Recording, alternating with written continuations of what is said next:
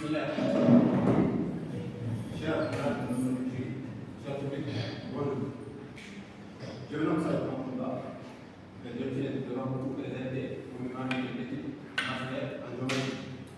Tout d'abord, je vous remercie le membre du jury d'avoir accepté de valider la qualité de mon travail et superviser ma présentation. J'exprime aussi ma profonde gratitude envers mon encadrante, Mme Germazi, pour sa bienveillance tout au long de ce travail. Ma gratitude va aussi à mes très chers collègues qui sont ici pour nous soutenir dans cette émission. Maintenant, je tiens à vous présenter l'essentiel de mon travail sur les rapports de la section et de suite pour l'évaluation de l'esprit du club dans la charte de quelqu'un. Pour ce faire, je vous invite à suivre avec moi le Francis. En premier lieu, l'introduction où je parlais de la géométrie sur les livres, la présentation de la géodésie où je vais ressortir sa localisation et ses caractéristiques physico-géologiques. Ainsi que la méthodologie suivie au cours de ce travail, tout en mettant l'accent sur le résultat des exercices. Et je finirai par les conclusions, limitations et les perspectives. Pour l'introduction, le livre, c'est une interface dynamique située entre la Terre et la mer. Il est caractérisé non seulement par l'interaction entre ce milieu et l'atmosphère, mais aussi de la population. De ce fait, sa vulnérabilité se réfère à sa sensibilité face au risque naturel et anthropique. Elle est composée principalement de 4 composants: l'aléa naturel capable de l'endommager, les enjeux sur le territoire, la gestion des risques et la relation entre ces risques et la population. Ces risques sont le produit de l'aléa et la vulnérabilité, donc des activités humaines et des phénomènes naturels. On peut citer comme exemple la submersion marine, qui se fait lorsque la mer dépasse des ouvrages de protection ou inonder des parties les plus basses d'une zone. Par exemple, le phénomène de franchissement d'un ouvrage de protection à Montbard en 1972, à cette vulnérabilité et ces risques s'ajoutent les conséquences du changement climatique, principalement l'augmentation du niveau de la mer provoquée par l'augmentation de la température. Selon le 6e rapport de GIEC en 2014, il existe des scénarios optimistes qui prévoient la température peut-être maintenue en bas de 2 degrés, voire même en bas de 1,5 degrés d'ici 2100, et des autres pessimistes qui prévoient la température cessera d'augmenter et il y aura même un pic mondial après 2050. De ce fait, la problématique de notre génétique est entre autres liée à ces enjeux socio-économiques. En outre, l'augmentation du niveau de la mer qui a provoqué la montée des eaux sur la surface terrestre de l'archipel, elle a aussi provoqué en novembre 2022 la submersion de la zone del Cartel lorsqu'elle a dépassé la digue et elle se rapproche de plus en plus de cette digue. Ainsi, elle a provoqué aussi la salinisation nucléaire. Par conséquent, la mort de certaines végétations qui ne supportent pas les eaux salines. L'extinction de certains aussi provoque la dégradation des terres agricoles, provoque ainsi la dégradation des palmeraies naturelles. Pour cela, l'objectif principal de cette réflexion est d'étudier le milieu de l'archipel, suivi de l'évolution de sa école et l'évaluation de sa vulnérabilité face aux arrêts. Pour la présentation,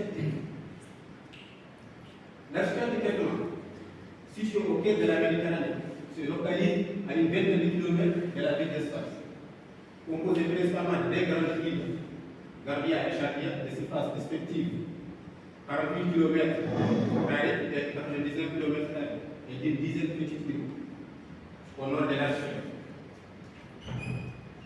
Donc, sa carte d'élévation obtenue après avoir téléchargé et mosaïqué des images astères, puis ombré et le objectif de l'image mosaïquée nous permet de dire qu'elle est peu élevée par rapport à la mer, puisqu'elle dépasse rarement les 13 mètres. La majorité de cette archipel est compris entre le 0 et le 10 mètres. Sa carte géomorphologique, obtenue aussi après un géoréférencement d'une carte escalier puis une nivellation manuelle, montre que les formes et les dépôts hydro-éoliennes qui sont sous forme de portes basses ou bien de grès coquillés, même de sable de plage. Aussi, des formes et dépôts liés à des formes et dépôts hydro-éoliennes qui sont sous forme de croûtes calcaires et des hydrographies continentales et marines sous forme de septa et des chocs. Son régime pluviométrique est plein et irrégulier. D'ailleurs, la pluie moyenne annuelle de Kakana dépasse rarement les 2 à 28 mm par an dans l'estation de la Terre. Et ceci nous montre le précipitation moyenne mensuelle de la station d'Erlanda pour une période de 10 ans, 2012-2023. Et ceci montre qu'elle dépasse rarement les 30 mm par an. Son hydrologie, composé principalement de 7 cas côtières qui sont des zones de transition, est capable de stagner des zones de pluie normales pendant quelques jours avant l'évaporation. Sinon, la majeure partie de ces eaux se ruissellent vers la mer. Mais ces cas sont capables aussi de stagner des zones de ruissellement, des zones de pluie extrêmes pendant plus de 4 mois. L'occupation du sol, en outre le disciplinaire de l'archipel, est principalement occupée par des végétations naturelles, c'est-à-dire des palmiers, des secs en eau, donc et des parcours. Sa pédologie montre qu'elle est constituée essentiellement de formations alluviales et de formations sableuses récentes, sous forme de villes au bord des septa. Donc la majeure partie de cette archipel est occupée par des alluvions ou des galets en continu. Parfois des matériaux meublés, des calcaires au nord-ouest de l'île Garbienne. Donc, pour la méthodologie, elle est assez simple et robuste. En premier lieu, la collecte des données qui se fait par le téléchargement de 3 images de capteurs optiques et une image de capteur radar pour la validation. Mais ces images constituées par un ensemble de bandes. Donc, il était nécessaire de faire le choix d'une bande qui reçoit la limite terminale pour pouvoir faire notre numérisation de la ligne de compte. De ce fait, nous avons choisi la bande proche infrarouge. Après, nous procédons à la cartographie de la ligne de compte puis au calcul des statistiques pour la génération d'une carte de région, d'un facteur de région, et à la fin, une carte de risque. La cartographie, tout d'abord l'extraction automatique. Elle se fait à partir du calcul des rasters. Comme les rasters sont constitués par un ensemble de pixels, il suffit de calculer, de choisir le pixel ayant la valeur la plus élevée du raster et de calculer pour générer un nouveau raster à des valeurs de pixels 0 et 1. Donc, ces valeurs de pixels, ce raster sera converti en un polygone et le polygone en polylène. Et c'est à la fin qu'il suffit de sélectionner les lignes couvrant la zone d'étude et les interconnecter ensemble pour ressortir la ligne de code automatiquement. Le masquement. Bien vrai que la bande proche infrarouge reçoit nettement d'une densité considérable la limite terminale, mais il existait en fait des ambiguïtés. Pour ne pas faire des erreurs, nous avons mis la nécessité de créer un masquement à partir du logiciel en vie. Donc, ces matériels nous a permis de voir cette limite plus clairement pour pouvoir extraire maintenant automatiquement, manuellement de nos lignes. Donc, l'image de la validation, c'est une image de développement. Donc, elle existe plusieurs traitements. Ces traitements consistent à diminuer les incohérences existantes dans l'image. Et à la fin, nous convertissons la bande segment 0 en valeur de décibels. Donc, coefficient de rétrodiffusion qui montre les valeurs positives, ce sont des surfaces claires, alors les valeurs négatives sont de surface sombre. Ici, ça donne les valeurs positives, c'est la mer, les autres sont la terre et les autres cancers. Cette division illustre comment utiliser le logiciel d'ESAS pour faire les calculs statistiques, qui consiste tout d'abord, comme on a dit, à à la création d'au moins des lignes de côte et une ligne de base. Des lignes de côte de dates différentes. Après cela, nous créons notre database et puis notre dossier de travail dans la machine. À la fin, nous importons nos lignes de côte et la ligne de base pour faire la casting français et créer des français qui sont perpendiculaires à la ligne de base, essentiellement perpendiculaires aussi aux lignes de côte, puisque la ligne de base est parallèle aux lignes de côte. Après cela, nous procédons au calcul statistique. Ces calculs statistiques seront basés sur les français créés et la ligne de base, plus les lignes côtières. Et à la fin, nous obtenons donc les SCE ou les EPR d'autres. Mais dans l'étude, nous avons choisi les EPR, donc les règles moyennes. Puis, ces données des naissances sont sous forme de JSON. Il existe des logiciels comme Kisis qui les ouvrent, mais les logiciels comme Arctic nécessitent donc la conversion en des fichiers shapefile. D'accord. Dans ce cas, nous nous exportons dans les registres pour les convertir en shapefile. Les résultats, elles sont satisfaisantes et intéressantes, je sais. Ils sont satisfaisants et intéressants. Tout d'abord, la comparaison des méthodes d'extraction qui confirment que ces deux méthodes sont bien valables et utilisables aussi et fiables, même si la méthode d'extraction automatique présente des limites quant au calcul statistique. Mais elle permet aussi un gain de temps. Calcul statistique, pourquoi? Parce qu'elle est basée sur le calcul de raster, le pixel de raster qui peut être sur la Terre au lieu d'aller terrestre. L'image, la ligne de côte en vert sur les capteurs radar. Et elle a permis tout d'abord de confirmer que les capteurs radar sont d'une moyenne de faire de suivre l'évolution du trait de côte en premier lieu. Et aussi, elle a permis de confirmer que ces capteurs optiques aussi sont possibles pour utiliser pour suivre l'évolution du trait de côte.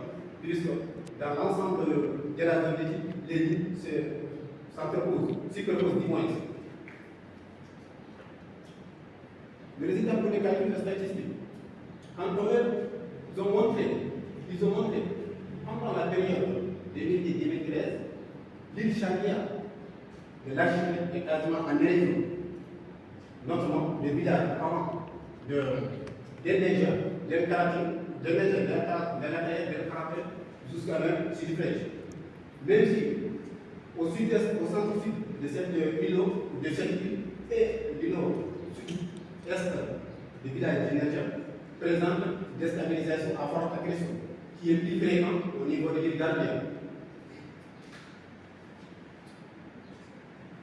Les résultats semblables sont observables au niveau pendant la période 2013-2023, mais cette fois avec le nord de l'île Gardien qui est quasiment érodé. Et au niveau de l'île Chania, on observe maintenant des phénomènes des régions moyennes, plus des déstabilisations à forte agression qui apparaissent de plus en plus. De ce fait, la combinaison de deux périodes a permis de valider que l'île Chania est quasiment érodée, même si on en trouve des zones où l'agression est forte, qui atteint même de valeur très élevée. Alors que l'île Gardien, elle est quasiment en forte agression, même s'il y a aussi des zones où l'érosion est notable. De ce fait, nous avons procédé à la combinaison, ou bien à la superposition de trois lignes de côte extraites à partir de capteurs optiques, bien évidemment, c'est-à-dire l'image 2010, l'image 2013 et une image 2023. Et ceci nous a permis de valider les zones où l'érosion est forte, la mer a gagné plus de terre, comme les zones démocratiques. Et là où l'érosion est faible, c'est-à-dire de forte agression, la mer a gagné moins de terre. Donc ceci nous a amené à faire le calcul de ces lignes. Ces calculs qui se basent sur les facteurs choisis, et nous avons choisi en total trois facteurs. La facteur de raison faite à partir des calculs statistiques montre aussi que l'île Chania est quasiment érodée, c'est-à-dire des raisons qui varient de très élevées à élevées, mais très élevées à moins élevées. l'hydrogarbia qui présente des érosions faibles à très faibles, il y a donc la pression. Pour la vulnérabilité le facteur de la vulnérabilité liée à la géomorphologie, il était nécessaire de créer des grilles de descente. Ces grilles nous ont permis de voir aussi où l'île Charrière est toujours vulnérable par rapport aux grilles géomorphologiques. Donc, c'est ce qui nous permet de dire que ces parties vulnérables sont formées par la formation des dépôts liés à la mer et les hydrographies continentales. Quant à la pente, elle est faite à partir d'un raster. Et ces rasters, cette vulnérabilité montre l'archipel de Catalan est quasiment très vulnérable quant à la pente, puisque la pente elle est douce partout, presque sur l'ensemble de plus de 70% de la zone d'étude.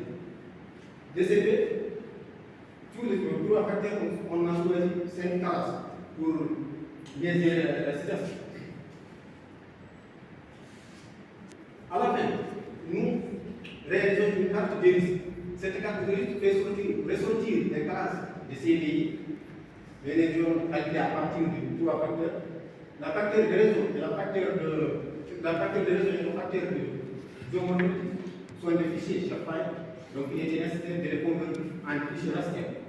Après la conversion, nous utilisons l'extraction d'arguments dans raster calculator pour calculer les 3 images, les 3 rasters et trouver le CVI. Et ces CVI montrent que l'archipel est quasiment vulnérable au risque naturel. Mais les zones de caractère et de l'artère présentent la vulnérabilité la plus notable, sont les zones donc le plus à haut risque. Ceci nous permet de dire que cette vulnérabilité est quasiment liée à la pente, parce que c'est elle qui est plus vulnérable. Donc, elle est la principale cause de cette vulnérabilité de l'archipel. En conclusion, notre étude prouve la fiabilité du résultat d'un combien de la quantité de données qui est du nombre des variables utilisées.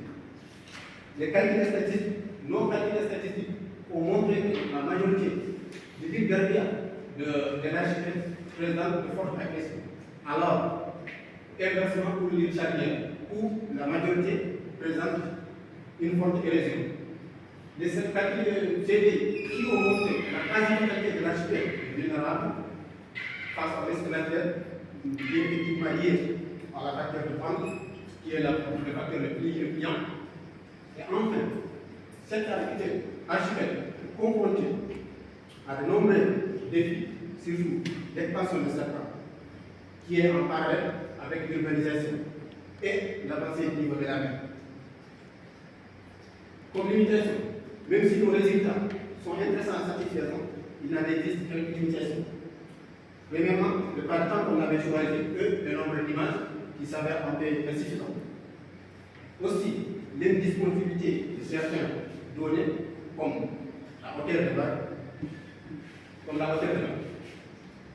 Donc, pour les perspectives qu'on envisage pour faire suite à cette étude, et en premier lieu, l'utilisation du DSS, donc DSS de calcul statique, pour une période plus basse, donc à l'horizon 2100.